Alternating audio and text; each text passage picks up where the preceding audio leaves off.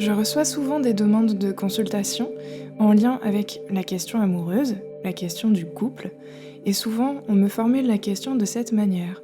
Pourquoi je n'arrive pas à me mettre ou à rester en couple? Pour ce week-end de la Saint-Valentin, j'ai donc décidé de vous faire une petite vidéo dans laquelle je vous explique très sommairement comment j'analyse cette question dans un thème. Comme toujours, c'est difficile de faire des généralités, mais l'utilisation de l'astrologie s'avère être une aide précieuse pour mieux nous connaître en prenant conscience des limitations et des freins qui sont les nôtres, ces blocages que nous ne percevons d'ailleurs souvent pas chez nous avant d'en faire la lecture sur notre thème. Alors déjà, avant de prendre en compte spécifiquement les points propres à la problématique adressée, je fais toujours, de manière systématique, en sorte de regarder quels sont ce que j'ai envie d'appeler là les contours du thème, le cadre si vous voulez, et ce au travers des planètes que je vous ai présentées dans ma première série de vidéos sur la crise, à savoir Saturne, Pluton et Uranus. Car comme je l'expliquais dans la vidéo introductive de cette série, la plupart de nos blocages peuvent déjà trouver un premier interrupteur dans l'analyse des interactions entre ces trois planètes et le reste du thème.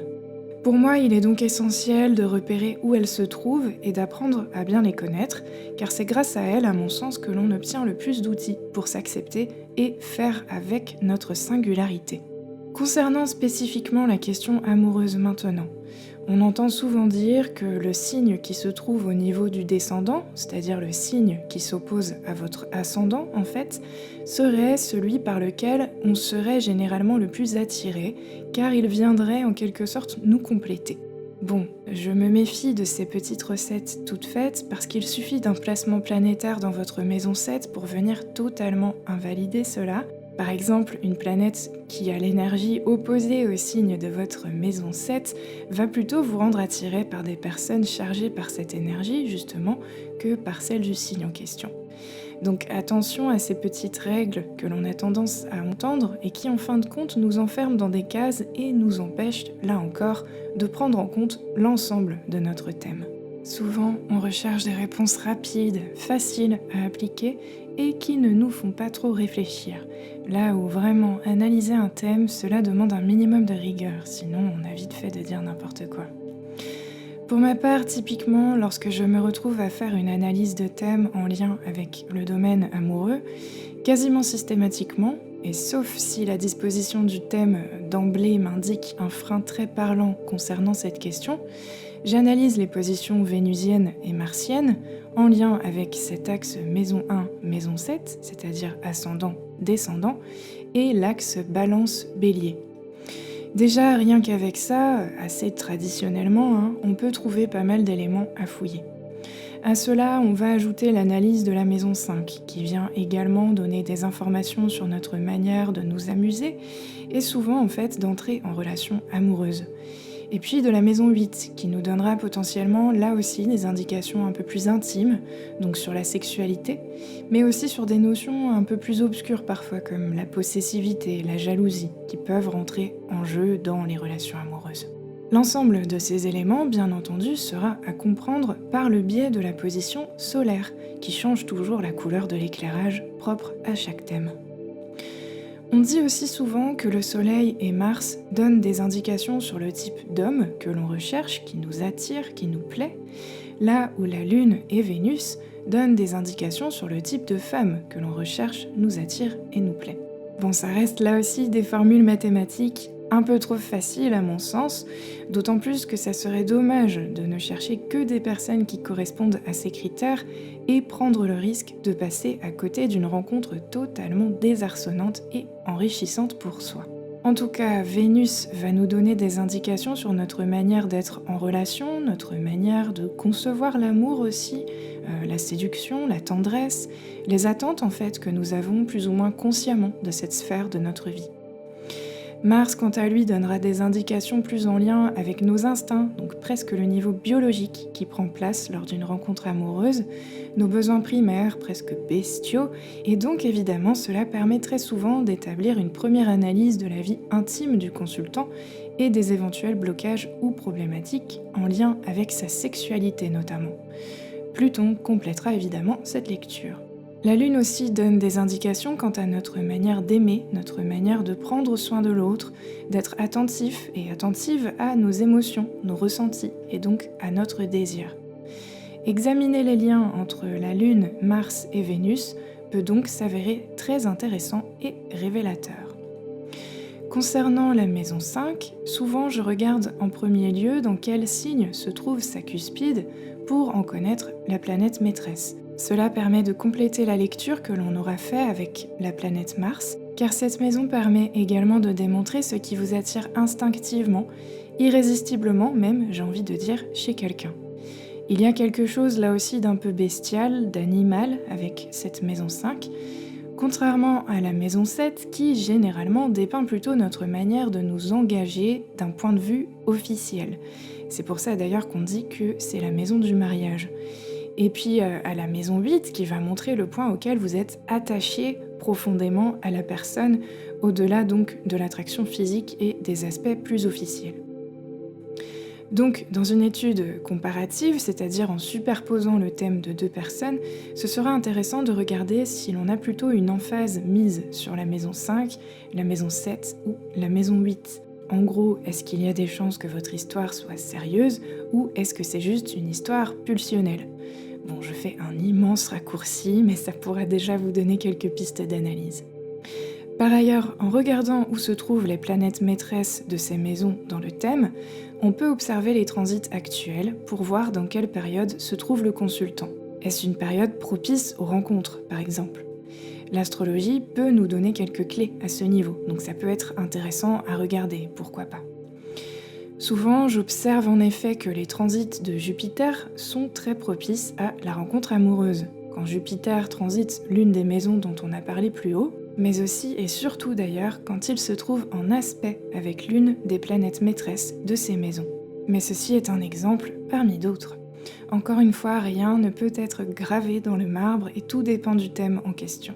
J'en profite d'ailleurs pour rappeler avec un peu plus de précision que chaque thème est unique et nécessite une clé particulière pour y pénétrer. Il y a une sorte de logique interne qui s'en dégage et c'est en réalité cela qui pour moi est passionnant.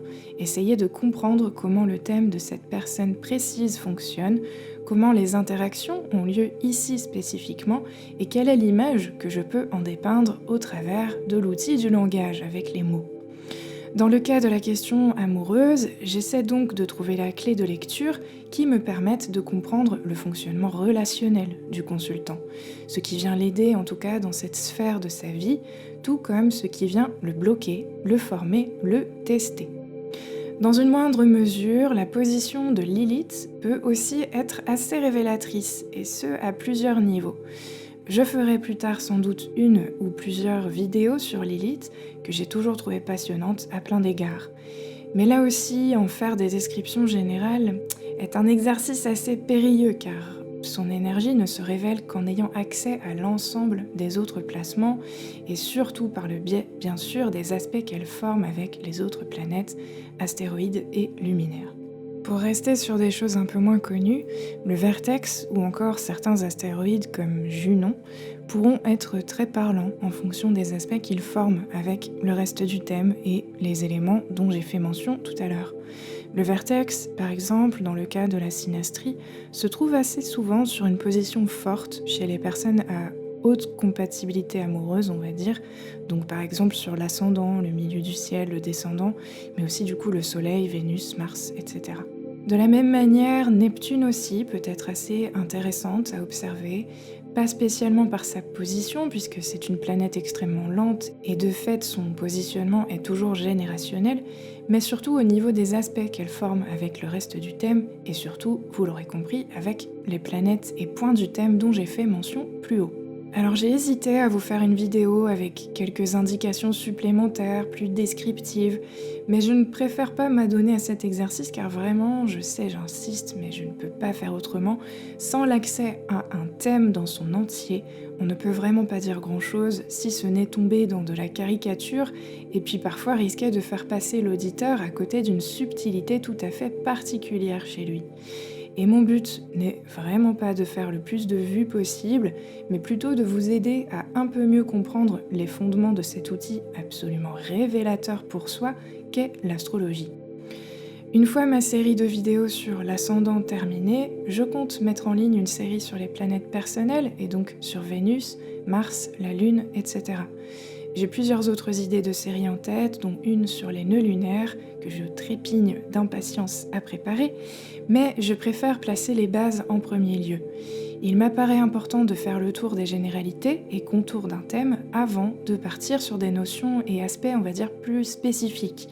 Sinon, d'une part, je rends cette chaîne accessible uniquement à des personnes ayant déjà un niveau avancé en astrologie, et d'autre part, l'intérêt serait uniquement de me démarquer des autres chaînes d'astrologie, ce qui n'est pas du tout mon but. Je pense au contraire que chaque astrologue a quelque chose d'unique à apporter. Mes autres collègues proposent d'autres types de lectures et leur sensibilité et degré d'analyse est toujours différent et singulier. C'est à vous de voir, dans le cas d'une demande d'analyse de thème, auprès de quelle sensibilité vous vous sentez le plus à l'aise, au travers de quel langage, finalement, vous vous retrouvez le plus. Moi-même, j'écoute des astrologues, il y en a certains avec lesquels j'ai du mal, on va dire, et d'autres où ça coule de source. L'astrologie n'est pas une science dure que l'on applique comme des mathématiques. Pour moi, elle révèle avant tout de la projection psychologique, et de fait demande des capacités d'analyse assez fines, ainsi qu'une compréhension du monde et surtout du psychisme humain assez étayé et mûr, sans quoi on peut vite se retrouver à faire des horoscopes à la Madame Soleil dans le journal. À ces capacités devrait nécessairement s'ajouter une grande intuition, un feeling particulier avec autrui, et sachez que ce feeling n'est d'ailleurs pas possible avec tout le monde. Il y a aussi, en tant qu'astrologue, des personnes que nous ne sommes pas en mesure d'aider. Ayez conscience que cela reste une rencontre, tout comme la rencontre amoureuse. Et lorsque j'analyse un thème, je fais toujours attention à mon degré de compatibilité, on va dire, surtout intellectuelle en l'occurrence, avec la personne qui me consulte, pour être sûr que ma manière de m'exprimer sera compréhensible et bien entendue. Parce que là encore, on peut vite se retrouver à côté de la plaque sinon. C'est pour toutes ces raisons d'ailleurs que je n'analyse jamais un thème sans avoir au préalable échangé au moins une fois avec la personne. Cela me paraît vraiment indispensable. Concernant la technique de synastrie, la comparaison entre deux thèmes, ce qui correspond à la méthode que l'on utilise le plus pour tester une compatibilité entre deux personnes, qu'elles soient amoureuses ou non d'ailleurs, sachez que je n'accepte de me prêter à ce type d'exercice qu'avec l'accord des deux personnes. Je refuse catégoriquement de me prêter à l'analyse d'un thème d'une personne à son insu. Bon voilà, je m'arrête là pour cette vidéo. Comme toujours, je vous invite en tout cas à faire preuve de discernement. Prenez soin de vous et encore merci pour votre écoute et votre soutien. De nombreuses autres vidéos sont en cours de préparation, il va juste falloir faire preuve d'un peu de patience.